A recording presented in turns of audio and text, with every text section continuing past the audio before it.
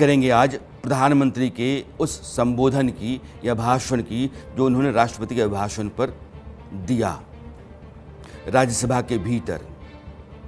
और उन्होंने ये कहा कि मैंने देश को बनाया है कांग्रेस नागरिकों के लिए, देश के लोगों के लिए हमेशा से समस्या रही है। लगातार वो कांग्रेस के ऊपर हमलावर रहे, कांग्रेस की पिछली सरकारों से लेकर के आज जो कांग्रेस के नेता हैं राहुल गांधी तक पर। और उन्होंने यह भी कहा कि कांग्रेस के शासन में बिजली नहीं थी 18,000 से अधिक गांवों में, जब हम आए तब जा कर के वो रोशनी आई।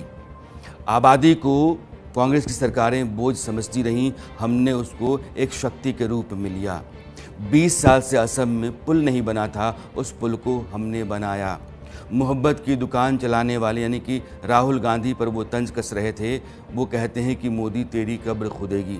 दरअसल हम देश को तरक्की के रास्ते पर ला रहे हैं, निर्णायक फैसले ले रहे हैं, देश में एक बेहतर माहौल विकास को लेकर के बन रहा है और यह सारी बातें चुभ रही हैं, इसलिए नारे लगते हैं मोदी तेरी कब्र खुदेगी।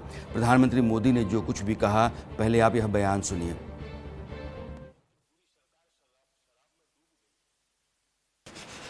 हमारी सोच ये है कि 140 करोड़ देशवासी ये इतने सामर्थ्यवान हैं कि वह चुनौतियों को समाधान दे सकते हैं। ये हमारी सोच है, हमारा भरोसा है देशवासियों पर, उनके सामर्थ्य पर हमारा भरोसा है और यही लोकतंत्र की भी सच्ची ताकत होती है। लेकिन कांग्रेस देशवासियों को ही समस्या मानती है। अब मैं इनका इतना बोल करके छोड़ दूंगा तो आज पता नहीं रात को उनको नींद नहीं आएगी और गालियां कल कैसी दे उसका प्लानिंग चलेगा। लेकिन मैं उदाहरण के साथ बताना चाहता हूं किस प्रकार से लोग सोचते थे देशवासियों के लिए।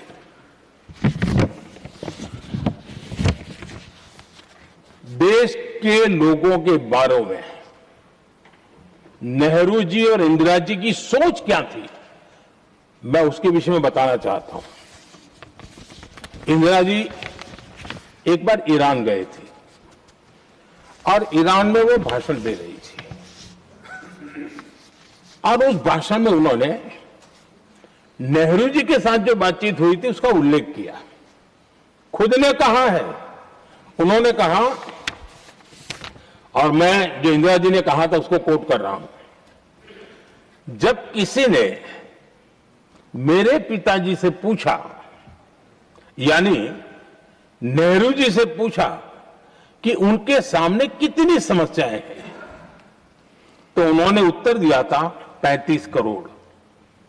नेहरू जी ने जवाब दिया था कि उनके सामने कितनी समस्याएं हैं, बोले 35 करोड़। उस समय हमारे देश की जनसंख्या थी 35 करोड़। हमारी सोच यह है कि 140 करोड़ देशवासी ये इतने सामर्थ्य। नरेंद्र मोदी आज लगातार हमलावर थे।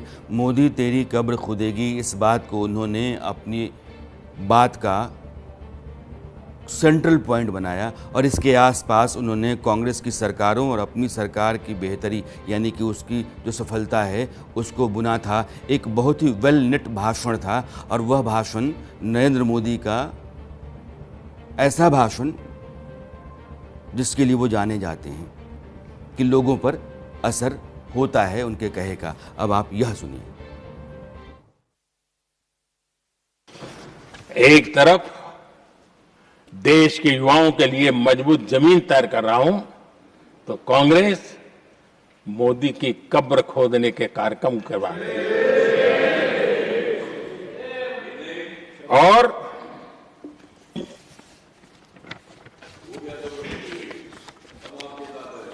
मोहब्बत की दुकान खोलने वाले मोदी तेरी कब्र खुदेगी के नारे लगा रहे हैं जी।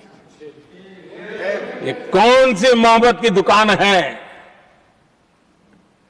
जो देश के ही किसी नागरिक के कब्र खोदने के सपने देखती हो? ये कौन सा संविधान से उन्होंने सीखा है जो देश के ही किसी नागरिक के कब्र खोदने की बात करते हो? क्या ये संविधान का अपमान नहीं है? क्या ये मानवता का अपमान नहीं है? क्या ये सार्वजनिक जीवन की मर्यादाओं का अपमान नहीं है? और उनको इसका कोई खेद नहीं है।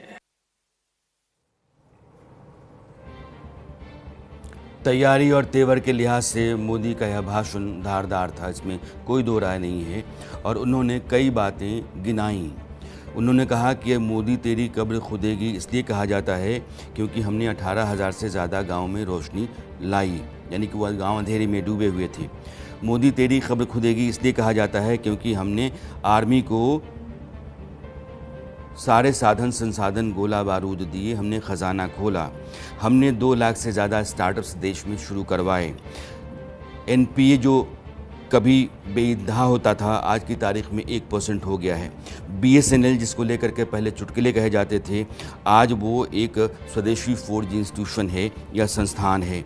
हमने 370 हटाया इसलिए कहते हैं कि मोदी तेरी कब्र खुदेगी। नॉर्थ ईस्ट में हमने शांति स्थापित की, सर्जिकल स्ट्राइक पाकिस्तान के ऊपर किया, ऑपरेशन सिंदूर हमने किया, और यह सब बातें इनको पचती नहीं है इसलिए कहते हैं कि मोदी तेरी कब्र खुदेगी। उनकी जो विरासत है उस लिहाज से उनको लगता है कि मुझे इस कुर्सी पर होना चाहिए जहां मैं बैठा हूं, और यह बात उनको खलती है। यानी कि राहुल गांधी को और नरेंद्र मोदी के इस भाषण में लगातार राहुल गांधी और कांग्रेस निशाने पर रहे और वो अपनी सरकार की कामयाबियां गिनाते रहे। उन्होंने यह भी कहा कि पिछले कुछ वर्षों के भीतर दुनिया के तमाम देशों के साथ 9 बड़ी डील्स हमने की हैं। उसमें उन्होंने यूरोपियन यूनियन और अमेरिका के साथ जो ताज़ा डील है उसका भी जिक्र किया। कहा कि हमारे यहाँ देश की तरक्की के लिए इतनी इम्पॉर्टेंट डील्स होती हैं, लेकिन कांग्रेस की डील की जब भी बात आती है तो वो फोर्स का जिक्र होता है। मोदी आज राज्यसभा में थे, लोकसभा में उनको कल अपनी बात रखनी थी, लेकिन जो उनकी कुर्सी है उसके आसपास कुछ महिला सांसद जाकर के खड़ा हो गई थीं, इसलिए वो नहीं आए। और लोकसभा स्पीकर ने कहा कि हमने प्रधानमंत्री को फ़ोन करके बता दिया था कि आप मत आइए, क्योंकि स्थिति जो है वो आपके बैठने और वहाँ से बैठ करके अपनी बात रखने के लिए अनुकूल नहीं है। अब आगे